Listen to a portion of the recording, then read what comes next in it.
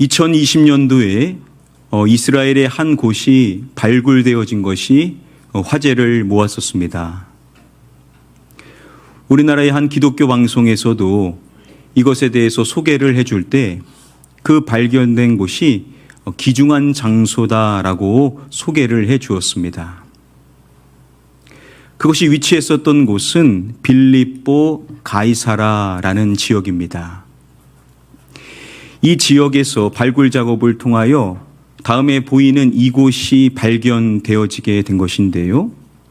자, 여러분 과연 이곳이 어떠한 곳이기에 귀중한 곳이다라고 이야기를 하는 것일까요? 비잔틴 시대에 이곳은 기념교회였었습니다. 기념교회가 크게 세워져 있었던 터인 것이죠. 그것에 이 표지판이 있었는데 그 표지판의 내용을 보면 이렇게 기록이 되어 있습니다. 옷자락을 만져 치료받은 여인이라고 기록이 되어 있습니다. 바로 혈루증 여인을 기념하는 교회였었던 것이죠. 여러분, 성경 속에서 치료를 받은 사람들을 다 기념하여서 교회가 세워지지는 않았겠죠.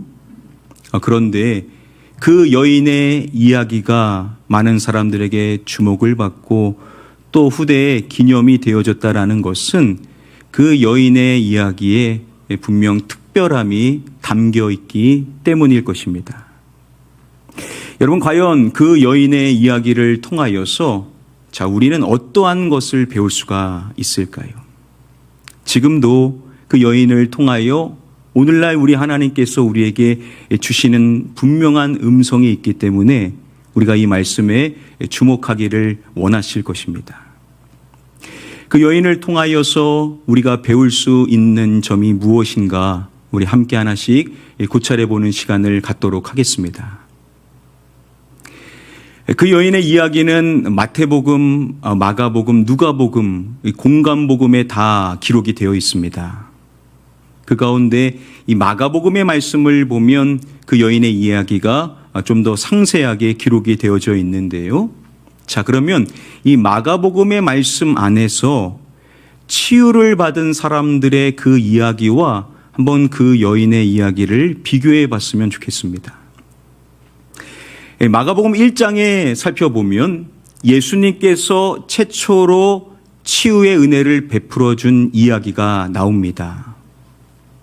예수님의 제자 가운데 시몬 베드로, 그의 장모가 열병으로 누워 있었습니다. 당시 열병은 심각할 수 있는 질병이었습니다. 그런데 사람들이 그 여인의 아픈 사정을 예수님께 아뢰는 것입니다. 즉, 예수님, 그 여인을 좀 고쳐주십시오 라고 사람들이 예수님께 부탁을 한 것이겠죠. 그래서 예수님께서 그녀를 치료해 주심으로써 열병이 그녀에게서 떠나가게 됨을 말합니다. 이것이 마가복음 1장에 예수님이 행하신 최초의 치유 사건이고요. 그리고 이어지는 2장의 말씀을 보면 우리가 잘 아는 또 다른 예수님의 치유 이야기가 나옵니다. 사람들이 한 중풍병자를 4명의 사람에게 메어가지고 예수님께로 향하게 되죠. 그런데 예수님이 계신 그곳에 너무나 많은 사람들이 몰려 있어서 그 안을 들어갈 수가 없었던 것입니다. 그럴 때 그들이 그냥 돌아가는 것이 아니라 위로 올라가서 이제 그 지붕을 뜯어내기 시작하는 것입니다. 그리고 그 중풍병자가 메어 있는 그 상을 달아가지고 예수님이 계신 곳으로 내리게 되죠. 이렇게 사람들의 도움을 통하여서 예수님께서 그 중풍병자를 치유해 주시는 것입니다. 여러분, 이렇게 마가복음 1장과 2장에서 기록된 치유받은 그 두 사람의 이야기에는 특징이 있습니다. 여러분, 그 여인이 자신의 그 아픈 사정을 예수님께 와서 직접 아뢰었던 것이 아니죠. 사람들이 그 여인의 사정을 예수님께 알렸음을 말합니다. 그 여인이 치유받을 수 있도록 많은 사람들이 이제 도움을 주었었던 것이죠. 그 중풍병자도 마찬가지입니다. 네 사람만 도운 것이 아니죠. 사람들이 네 사람으로 그 중풍병자를 들게 한 것입니다. 즉 4명 이상으로 여러 사람들이 그 중풍병자가 치유될 수 있도록 마음을 합했었던 것입니다. 이렇게 마가복음 1장과 2장에 나오는 이 두 사람은 여러 사람들의 도움을 통하여서 예수님께 치유의 은혜를 받는 자리에 인도되었었던 것입니다. 여러분, 반면에 마가복음 5장에 나오는 그 혈루증 여인의 경우는 어떠냐라는 것이죠. 앞선 그 두 사람과 그 여인을 비교해서 우리가 살펴볼 필요가 있다라는 겁니다. 마가복음 5장의 말씀에서 그 여인에 대해서 이렇게 소개해 주죠. 우리 함께 말씀 한 목소리로 읽어보겠습니다. 시작. 12회를 혈루증으로 알아온 한 여자가 있어. 그 여인을 소개해 줄 때 바로 혈루증을 알아온 여성임을 말합니다. 이 혈루증은 당시 너무나 안타까운 사연을 가질 수밖에 없는 것이 정결규례에 따라서 부정한 자로 간주되어 이제 사회와 격리된 채 인생을 살아갈 수밖에 없게 하는 질병이었습니다. 그래서 사랑하는 가족들조차도 함께 할 수가 없습니다. 여러분, 그러면 그 여인을 도울 수 있는 사람이 있는 겁니까? 없는 겁니까? 한 명도 있지를 않은 겁니다. 누구도 그 여인을 도울 수가 없다라는 것이죠. 어떠한 사람을 보면 이 사람을 돕기 위하여 많은 사람들이 마음을 합하는 겁니다. 그 사정을 예수님께 아뢰는 겁니다. 그 사람을 어떻게든 예수님께 인도하고자 돕더라는 것이죠. 나를 위하여서 수많은 사람들이 돕는 경우들도 있는데 다른 사람들은 그런데 그 여인은 어떠냐? 안타깝게도 단 한 사람도 그 여인을 돕거나 주님께로 인도해 주는 사람이 있지를 않다라는 것이죠. 여러분, 그 여인에게 이러한 생각이 들 수 있지 않았겠습니까? 왜 나는 돕는 사람이 없지? 아니, 저 사람들은 도우려고 하는 많은 사람들이 있는데 왜 나에게는 그러한 사람이 단 한 사람도 없지? 아무리 사정이 있다 하더라도, 아무리 내 사정이 이렇다 하더라도 그래도 누군가 한 사람이라도 나를 예수님께 인도해 주고자 하는 사람이 왜 나에게는 없는 것일까? 왜 나는 관심받지 못하고 왜 나에게 애정을 갖는 사람들이 없는 것일까? 여러분, 이러한 생각이 그 여인에게도 들지 않았겠습니까? 여러분, 우리도 마찬가지입니다. 교회 안에서 우리의 상황이 다 똑같지가 않죠. 우리도 이러한 생각이 들 수 있습니다. 왜 나를 위하여 기도해 주는 사람이 없을까? 왜 나에게 관심 가져주는 사람이 없을까? 왜 내가 주님과 더 가까워질 수 있도록 나를 돕는 손길이 왜 나에게는 있지를 않을까? 다른 사람들 보면 다 있는 것 같은데 왜 나는 없을까? 우리도 이러한 생각이 불쑥 들 수도 있을 것입니다. 우리 주님께서는 오늘날 그 여인의 이야기를 통하여서 우리도 그녀처럼 하기를 원하시는 것 아니겠습니까? 자, 누구도 돕는 사람이 없고 누구도 나를 주님께로 인도하는 사람이 없을 때 그 여인은 어떻게 하냐라는 것입니다. 우리가 그것을 주목해야 된다라는 것이죠. 그 여인은 어떠한 선택을 합니까? 그 여인은 자신이 직접 주님께로 나아가더라는 것이죠. 나를 돕는 사람이 없고 나를 주님께로 인도하는 사람이 없어도 그것에 대해서 문제 삼거나 절망하거나 한탄하는 것이 아니라 자신이 직접 주님께로 나아가는 선택을 하더라는 것이죠. 여러분, 나를 돕고 나에게 관심을 갖고 나를 주님과 더 친밀해질 수 있도록 인도해 주는 사람이 없을 수 있습니다. 그게 문제가 아니라는 겁니다. 중요한 것은 뭐냐? 우리가 주님께로 나아갈 수 있다라는 것, 이 사실을 믿고 내가 직접 주님께 나아가면 된다라고 우리에게도 말씀해 주시는 줄 믿습니다. 물론 주변에 우리가 다 도와야죠. 그러나 그렇지 않을 수도 있습니다. 제일 중요한 것은 다른 사람이 아니라 나와 주님과의 관계죠. 내가 주님과 친밀해지면 되고 내가 주님께 나아가면 되는 줄 믿습니다. 자, 그런 점에서 우리 주님께서 마태복음 11장 28절 말씀에 우리에게 이렇게 말씀해 주시는 것은 얼마나 감사한지 모릅니다. 우리 예수님께서 이렇게 말씀하십니다. 수고하고 무거운 짐진 자들아, 다 내게로 오라. 내가 너희를 쉬게 하리라. 수고하고 무거운 짐진 자들아.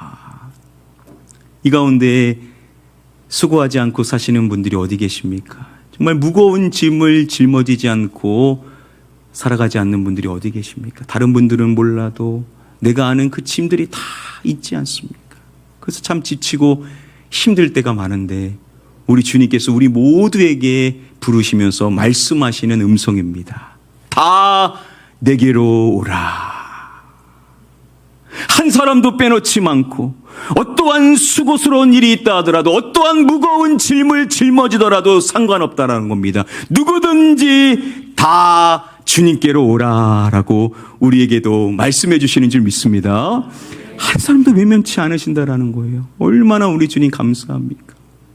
정말 주님 감사한 게 나 같은 사람도 주님이 받아주셔서 나의 그 모든 수고로부터 주님이 나를 구원하시고 나의 그 모든 무거운 짐을 대신 짊어지시는 우리 주님이 계시다라는 사실. 여러분, 우리는 괜찮습니다. 주님이 계시니까 괜찮습니다. 우리는 주님께 나아가면 되는 줄 믿습니다. 그럴 때 우리 주님이 우리에게 주시는 은혜가 무엇인지 말씀하시죠. 내가 너희를 쉬게 하리라. 정말 그렇습니다. 우리를 참된 안식으로 인도하실 이는 우리 주님 예수 그리스도밖에 없는 줄 믿습니다. 이 심을 몰랐었을 때는 인생이 얼마나 힘든지 모릅니다. 그런데 우리 주님께 갔을 때 우리 주님께서 나의 모든 무거운 짐을 내려놓으라고, 너는 그 모습 그대로 나에게 오면 된다 라고 주님이 나를 받아주셨을 때 이 세상에 결코 줄 수 없는 참된 안식을 우리는 늘 누리며 살아갈 수 있는 복된 인생인 줄 믿습니다. 중요한 건 주님께 나아가면 된다라는 것이죠. 옆 사람이 도와주지 않고 옆 사람이 나에게 인도해 주지 않아도 괜찮다라는 겁니다. 내가 주님의 말씀 따라 주님께 나아가면 주님은 우리를 받아주시고 우리에게 참된 안식을 허락해 주실 줄 믿습니다.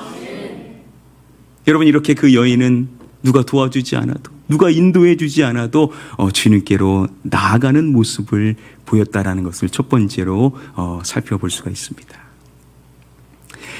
또한 마가복음의 말씀 가운데 1장의 말씀을 보면 또 다른 예수님의 치유의 이야기가 나옵니다. 우리 함께 다음의 말씀 한 목소리로 읽어보겠습니다. 시작. 한 나병 환자가 예수께 와서 꿇어 엎드려 간구하여 이르되 원하시면 저를 깨끗하게 하실 수 있나이다. 당시 너무나 또 안타까운 질병인 나병에 걸려 있었던 한 사람이 있었습니다. 그 나병 환자가 예수님께 와가지고 이제 꿇어 엎드리는 것입니다. 그리고 그 나병 환자가 예수님께 말하기를 원하시면 저를 깨끗하게 하실 수 있나이다. 주님이 원하신다면 주님이 저를 깨끗하게 하실 수 있습니다 라고 고백을 한 것이죠. 자, 그랬었을 때 예수님께서 어떻게 하시는가? 이어지는 41절 말씀입니다. 예수께서 불쌍히 여기사 손을 내밀어 그에게 대시며 이르시되 내가 원하노니 깨끗함을 받으라 하시니. 예수님께서 그 나병 환자에게 말씀해 주십니다. 내가 원하노니 깨끗함을 받으라. 예수님 원하신다라는 것입니다. 자, 그런데 우리가 여기서 주목할 점은 예수님이 그냥 말씀만 하시는 것이 아니라 이러한 행동을 보여주셨다라는 점입니다. 예수님에 대해서 말씀할 때 이것을 내밀어 그에게 대시며 라고 말씀을 해 줍니다. 예수님이 뭘 내미셨다라고요? 예, 손을 내밀어. 예수님께서 그에게 손을 내밀어 그에게 손을 대시는 것입니다. 이렇게 예수님의 손길과 말씀을 통하여서 그 나병 환자가 치유를 받아 깨끗함의 은혜를 입게 됩니다.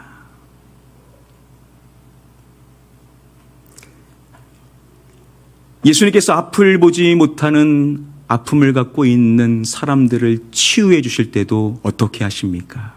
그냥 치유해 주시는 것이 아니라 예수님께서 자신의 손을 그들의 눈에 대심으로써 치유를 해 주시죠. 이렇게 예수님의 치유의 그 사건들을 살펴보면 무엇을 주목하게 하냐면 예수님의 손을 주목하게 하더라는 것이죠. 예수님이 그들에게 손을 내밀어 손을 대시더라는 겁니다. 자, 그러면 마가복음 5장에 나오는 그 혈루증 여인에 관련된 본문인 25절부터 34절의 말씀을 보면 그 치유의 사건이니까 손을 말하는데 손이라는 단어가 무려 4번이나 나옵니다. 그러면 다른 여타의 사건과 마찬가지로 치유의 손길은 예수님의 손에 대하여 말해야 되지 않겠습니까? 그런데 예수님의 손에 대하여 말하지를 않습니다. 누구의 손에 대해서 말하는 것이겠습니까? 바로 그 혈루증 여인의 손에 대해서 말합니다. 바로 그 여인이 예수님의 그 옷에 손을 대더라는 것이죠. 그 여인은 누가 나를 돕지 않는다라고, 누가 나를 인도해 주지 않는다라고 그것에 낙심하는 것이 아니라 예수님께 직접 나아갔을 뿐만 아니라 예수님이 나에게 손을 내미실 때까지 기다리지를 않고 자신이 손을 내밀어 예수님의 옷에 손을 대더라는 것이지요. 이 부분이 아주 중요할 수가 있습니다. 여러분, 우리는 주님의 은혜를 따라 인생을 살아가는 사람입니다. 그래서 은혜를 받고 그 은혜로 움직이게 되죠. 그런데 어떨 때는 우리가 놓치다 보니까 은혜가 없는 것 같을 때가 있습니다. 그러면 은혜 주실 때까지 그냥 무작정 기다리고 있는 것만이 답인가? 물론 그러한 모습도 있어야 되겠지만 오늘 그 여인의 이야기를 통하여 우리 주님이 우리에게 주시는 말씀은 무엇이겠습니까? 물론 기다릴 때도 있지만 그렇게 수동적으로 기다릴 것만이 아니라 우리가 적극적으로 행동하는 그 모습을 우리 주님은 또한 기대하고 계실 것이라는 것입니다. 여러분들이 믿음의 선택으로 주님 앞에 나오는 이 예배의 자리에 나왔습니다. 그러면 다 됐다라고 생각해야 되냐라는 것이죠. 우리가 다 똑같이 예배하고 있지만 그러나 목회자로 봤었을 때에는 여러분들의 마음의 상태는 다 다릅니다. 여러분들의 눈짓, 모양, 여러분들이 가지고 있는 여러분들의 그 모든 순간순간들을 저도 보는데 왜 우리 주님은 모르시겠습니까? 은혜가 오면 하겠습니다. 그럴 수도 있겠지만 우리 주님이 원하시는 것은 내가 해야 될 적극적인 모습을 우리 주님은 또한 기다리고 계시더라는 것이죠. 여러분들은 은혜 받기 위하여 어떠한 적극적인 일을 행하실 수가 있겠습니까?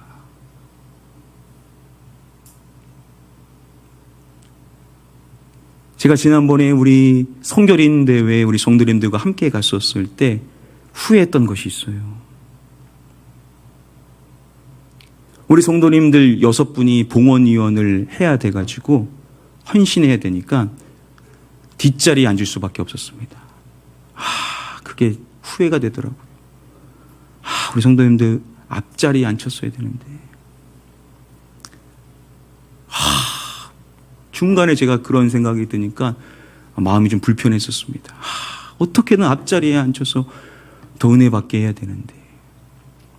이런 앞에 나오는 것도 용기가 있어야 되지 않습니까? 다 앞자리에 앉을 수는 없죠.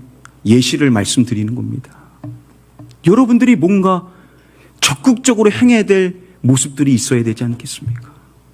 어떠한 분은요, 미리 오셔가지고 기도하는 거예요. 은혜 받으려고. 은혜 받을 사모하는 마음을 가지고 누구보다도 일찍 이 자리에 찾아와서 적극적인 신앙생활의 모습을 보이는 분들이 계시더라는 것입니다. 상황과 형편은 다 다릅니다. 여러분, 은혜 주실 때까지 기다리는 것만이 답이 아니다라는 겁니다. 여러분들이 뭔가 적극적으로 행해야 될 무엇인가가 분명히 있을 것이라는 것이죠. 나오신 것도 잘한 것이지만, 그러나 이 예배 안에서도 여러분들이 무엇인가 더 적극적으로 행해야 될 것, 성령님이 여러분들에게 마음을 주실 때 여러분 순종하셔서 보다 적극적인 신앙생활을 하실 수 있는 분들이 다 되실 수 있게 되기를 주님의 이름으로 간절히 축복하며 축원합니다. 여러분, 그 여인은 그냥 기다리는 것이 아니라 나는 온 몫을 다했으니까, 나는 왔으니까 주님 저를 알아봐 주십시오, 주님 저에게 은혜 주십시오 하는 것이 아니라 자신이 적극적으로 자신의 손을 내미는 믿음의 모습을 보이더라는 것입니다. 자, 여기서 끝이 아닙니다. 마가복음의 말씀 가운데, 치유의 이야기 가운데 또한 우리가 주목해야 될 점이 6장에 나오는 이야기입니다. 6장의 말씀을 보니까 예수님의 소문이 너무나 많이 퍼져서 예수님께서 어디 계시다라는 이야기만 들리면 사람들이 다 예수님께 몰리는 것입니다. 그렇게 사람들이 몰릴 때 마가복음 6장 56절 말씀을 보면 사람들이 예수님께 이렇게 했다라고 밝혀줍니다. 예수께 그의 옷가에라도 손을 대게 하시기를 간구하니. 사람들이 예수님께 요청하며 간청하는 내용이 있는데 그 내용이 뭐냐면, 예수님, 저희가 예수님의 옷가에 손을 댈 수 있도록 해 주십시오 라고 예수님께 간구를 하더라는 것입니다. 예수님, 우리가 예수님의 옷에 손을 댈 수 있도록 허락해달라 라고 먼저 예수님께 요청을 하더라는 것이죠. 여러분, 그 여인의 경우는 어떻습니까? 여러분, 그 여인도 예수님 앞에 와가지고, 예수님, 저 예수님 옷에 이제 손 댈 거니까는 허락해 주십시오. 그렇게 예수님께 동의를 구하고 예수님의 옷에 손을 댄 겁니까? 아니죠. 그 여인은 어떻게 했습니까? 사람들 그 무리 사이에 껴가지고 예수님 뒤에 와서 몰래 예수님의 옷에다 손을 대더라는 것입니다.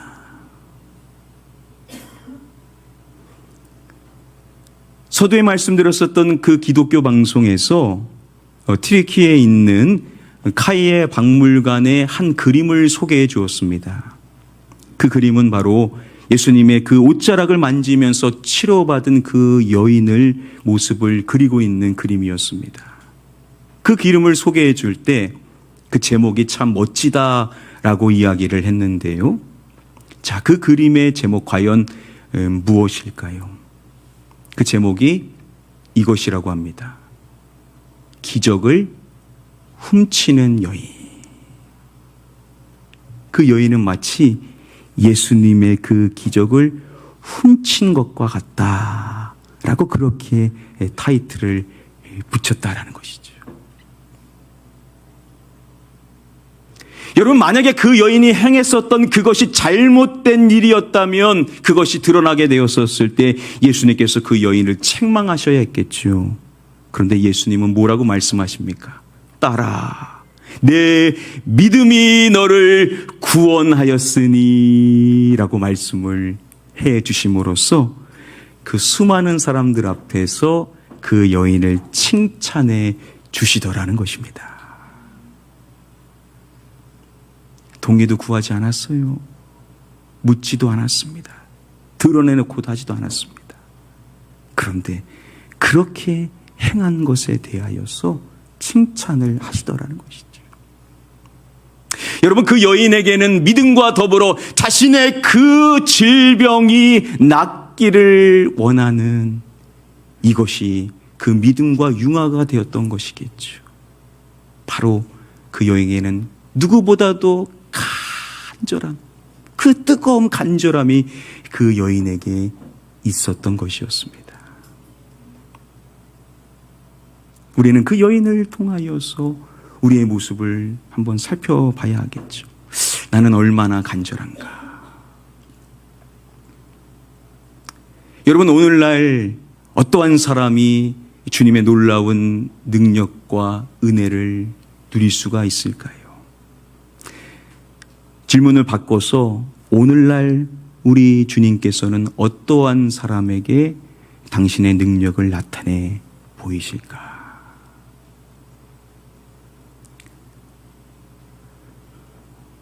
목회자로서 보니까 좀 그런 것 같습니다.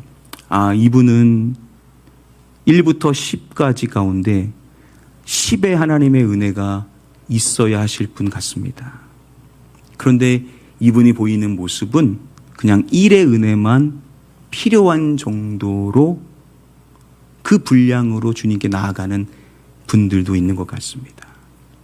그런데 어떠한 분은 한 1의 은혜만이 필요한데, 그런데 그분이 주님께로 나아가는 모습을 보면 마치 10의 은혜가 필요한 것처럼 그 뜨거움과 간절함으로 주님께 나아가는 분들도 계시더라는 것이죠. 과연 우리 주님은 어떠한 사람에게 먼저 주님의 은혜를 베풀어 주시겠냐라는 것입니다. 그래서 제가 내린 결론은 그것입니다. 사람은 필요한 만큼 간절한 게 아니라는 겁니다. 필요하면 그만큼 간절할 줄 알았는데 그렇지 않더라는 겁니다. 사람은요, 간절한 만큼 그 필요가 채워지게 되는 은혜를 누리게 되더라는 것이죠. 여러분들은 얼마나 간절하십니까? 얼마나 간절함을 가지고 계십니까? 여러분, 간절하면요, 집중력이 있어요. 다른 게 문제가 되지 않습니다. 근데 집중력이 없으면, 간절하지 않으면 사방이 문제처럼 보이게 되는 겁니다. 집중력이 있으면 그 여인처럼 예수님께 몰입되어지는 거예요. 예수님밖에 없다라는 거예요. 예수님만 있으면 된다라고 생각하게 되더라는 것이죠. 여러분, 간절함을 회복하게 되시기를 축복합니다.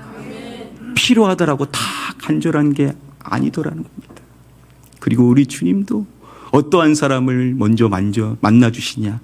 나를 간절히 찾는 자가 나를 만날 것이다. 우리 주님이 말씀하시기에 여러분, 우리는 간절함을 품고 그 간절함을 담아 우리 주님 앞에 나아갈 때 믿음이 있다면 믿음으로 과감하게 행할 수 있는 자가 되어야만 될 줄 믿습니다. 이제 말씀을 맺도록 하겠습니다.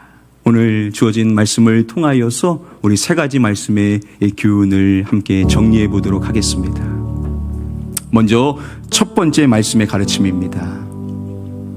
누구의 도움이나 인도가 없어도 주님께 직접 나아가라 라는 것입니다. 왜 나를 도와주는 사람 없을까? 왜 나를 인도해 주는 사람이 없을까? 왜 이러한 환경이 없을까? 왜 나에게는 이러한 모습들이 보여지지를 않을까? 여러분, 이러한 부분들에 초점을 맞춰서는 안 된다라는 거죠. 그럴 수 있다라는 겁니다. 중요한 것은 뭐냐? 내가 주님께로 직접 나아가면 된다라는 것이죠. 주님은 우리를 다 받아주십니다. 다른 환경이 문제가 아니에요. 내가 주님께 나아가면 될 문제인 것입니다. 그러니까 우리는 내가 더 주님께로 나아가겠습니다. 주님께 집중하겠습니다. 주님은 충분합니다. 이러한 믿음으로 시작하면 된다라는 것입니다. 두 번째 말씀의 교훈입니다. 은혜가 없다 하더라도 수동적으로 기다리지 말고 적극적으로 행동하라라는 것입니다. 우리도 놓치는 것이 참 많죠. 그 가운데 주님의 은혜를 놓칠 때가 많습니다. 그래서 은혜 없다라고 생각될 수 있어요. 사실 있는데요. 자, 그런데 그렇다 하더라도 그러면 은혜 주실 때까지 기다리냐? 물론 그럴 때도 있겠지만 그냥 수동적으로 기다리지만 말고 적극적으로 내가 행동하기를 우리 주님이 기대하고 계시다라는 것입니다. 다 똑같은 게 아니에요. 여러분들 그렇습니다. 우리가 다 동일한 말씀을 듣고 있지만 누군가는 지금도 은혜를 충만하게 받아서 나에게 주시는 음성으로 받고 내가 내 삶에 적용해야 될 점이 무엇일까를 생각하고 있는 그 모습들이 지금도 제 눈에 선합니다. 우리 성도님들 다 좋으신 분들인데 왜 다 은혜 받지 못할까? 아쉬운 거예요. 저는 한 명이라도 더 은혜 받았으면 좋겠고 한 명이라도 더 이 말씀을 통하여 부딪힘이 되어서 그의 삶의 신앙이 더 업그레이드되기를 원하는 그 마음이 있는데 그 길이 있다라는 거예요. 기다리지만 말고 여러분들이 결단하고 선택해서 더 적극적으로 행동해야 될 모습이 분명히 있을 것이라는 것입니다. 여러분 지금까지도 신앙생활 잘 해오셨겠지만 뭐가 나에게 더 필요할까 한번 생각해 보셔서 결단하셔서 더 적극적으로 믿음 생활 잘 해나가실 수 있게 되기를 축복합니다. 마지막 세 번째입니다. 간절히 사모하는 마음을 품고 담대하게 믿음의 일을 행하라라는 것입니다. 간절함이 있어야 된다는 거죠. 필요하다고 다 간절해지지 않더라는 겁니다. 내가 간절한 만큼 우리 주님이 나에게 채워주실 것이라는 사실, 그 간절함이 나에게 있다면 여러분 우리는 그 간절함을 품고 우리가 담대하게 믿음의 일을 행할 수 있는 자가 되어야만 한다라는 것입니다. 무엇이 있겠습니까? 여러분들의 상황과 형편 속에서 우리 주님이 기대하시는 모습들이 분명히 다 있을 줄 압니다. 그 여인에게는 예수님의 그 옷을 믿음으로 만지는 것이었다면, 동의도 구하지 않고 묻지도 않고 그 능력을 취하는 것이었다면 여러분들에게는 그것이 무엇입니까? 우리 분명히 성령님께서 여러분들에게 말씀해 주실 것이고 가르쳐 주실 것입니다. 저도 우리 주님이 가르쳐 주셨어요. 저에게도 말씀해 주시는 거예요. 저도 은혜 받는 거예요. 저도 하나님의 음성을 듣는 겁니다.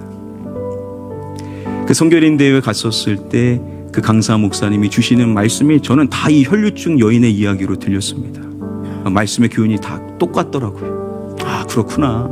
하나님께서 저 목사님을 통하여 우리 충청 지역에 있는 교회들에게 주시는 말씀, 그리고 지금도 우리 가나안 교회를 향하여 주시는 말씀, 그 맥이 같다라는 것을 알게 되었고, 저도 사모해야 될 부분이 무엇일지, 제가 간절함을 회복해야 될 것이 무엇인지를 알 수가 있었습니다. 우리 좋으신 성령님은 이렇게 지금도 일하시고 계십니다. 여러분들도 분명히 말씀해 주실 것이니까 여러분 받으시면 순종하셔서 적극적으로 담대하게 행하셔서 여러분들 이번 기회를 통하여 여러분들의 믿음이 더욱 커지고 우리 하나님의 살아계심의 은혜의 증거를 누리실 수 있게 되기를 마지막으로 주님의 이름으로 간절히 축복하며 축원합니다.